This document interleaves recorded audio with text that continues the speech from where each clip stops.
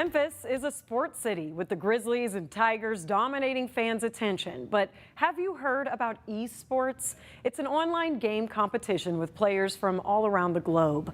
The ever-expanding industry only getting bigger, both in terms of how much money it makes and how many people watch it. A tremendous amount of growth seen in the past decade, and the main reason, it's accessibility. Whether it's Twitch or YouTube or Facebook, esport events can be broadcasted from nearly anywhere. According to recent data by Sports Lens, in just the last 5 years, the market has seen more than 210 million people join. Now it's expecting to reach 665 million people by the year 2025. This year, the esports industry expects to bring in more than $1.6 billion, a majority coming from merchandise, ticketing, media rights, and streaming. The market expected to be worth more than $2 billion by 2025. Fans, players, and organizations all around the world are partaking in the esports industry, including right here in Memphis. The 901 is home to a variety of teams, from professional to amateur to even academic. Avery Braxton spoke to professionals about why the sport isn't just a game, but a career for those interested. Clipped him. Knocked down. Crash, there, right? Crash. Grizz Gaming and new addition Atreo Boyd, aka Dimes, are just getting started. The Grizzlies 2K League team traded for the star in late May. Happy. I was so happy when I heard, Memphis was the team I was coming to. Familiar faces over here with CP and Spartan. It's like getting transferred to a school with, a few of your old friends or something like that. Dimes is one of the most legendary players in the NBA 2K League. In fact, he's patient zero. Mavs Gaming selects Atreo Boyd, aka Dimes. Round 1, pick 1 in 2018. The very first 2K League player ever drafted. I actually got to shake Adam Silver's hand. You know what I mean? That was pretty dope. For those who don't know, Grizz Gaming is the very first professional esports team in the state of Tennessee. The 2K League is under the NBA umbrella and supports its players with salaries, benefits, and housing similar to the G League. The first couple years I was here, I spent a lot of time having to explain to people what are esports, what is an esports league, what do these guys do for a living. Lang Whitaker is Grizz Gaming's general manager. In year 6 of the league, he oversees the team compete for millions of dollars over the course of a season. We've had guys on this team who played here for 6 months and then used that money and went to college in the other 6 months and then came back here. So they didn't have to take student loans and that kind of thing. But the 2K League is just one career path in esports. So the Blue Angels, everybody knows them, right? They're the best of the best when it comes to flying. They're just showing them some of the awesome, cool opportunities that the Navy has. We're the exact same, but in a little bit of more of a modern way. We play video games competitively.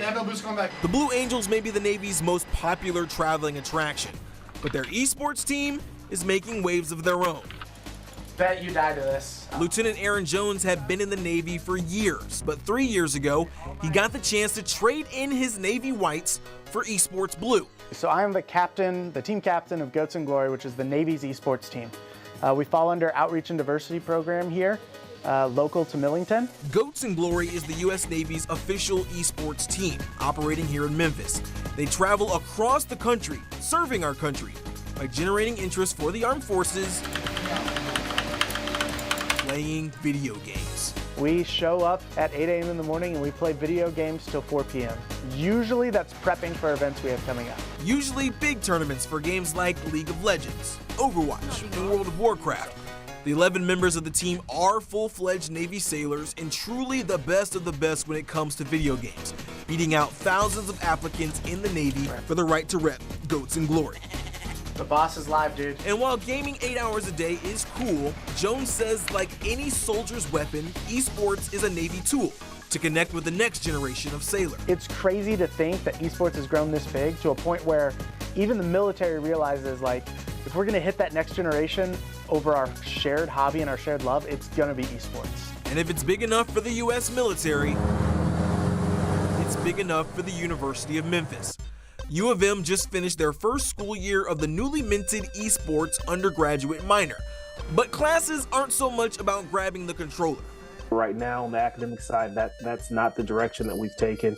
It's more on, like you said, the behind the scenes, the management, the business aspect of esports. Professor Rima Fuller teaches his students how to do things like organize esports events and market them to sponsors. The minor is really meant to serve a couple of different people. One, people who are already in our sport and leisure management major who might be interested in esports, but then also get kind of those management and business skills, the marketing, promotion that would be needed to work in that industry. After class, students can squad up with the Memphis Esports Club team. Jonathan Brazeley and Roddy Woods spend their time coaching up other students in games like Apex, Overwatch, and League of Legends.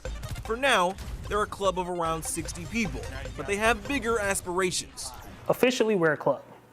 And we want to expand that to an actual sport because all these other colleges have sports as well. It would be like having scheduled practices, having official coaches, having people that are in these positions because they know what they do and they're good at what they're doing, and that we can find people easier. Not to mention scholarships and the university's financial backing for equipment. So it would be better if the university could help us out and kind of give us financial help, like getting some PCs or consoles and stuff like that. Memphis Esports is grateful to the university for providing them a space to gather and play their games in the Student Recreation Center, but say it also offers up some challenges, like bringing their gear to and from home, which opens them up to theft or damage. As things progress, Fuller hopes the two programs can work in harmony. I think the academic side will progress and go as that gaming side does. Esports Club wants to put on this event.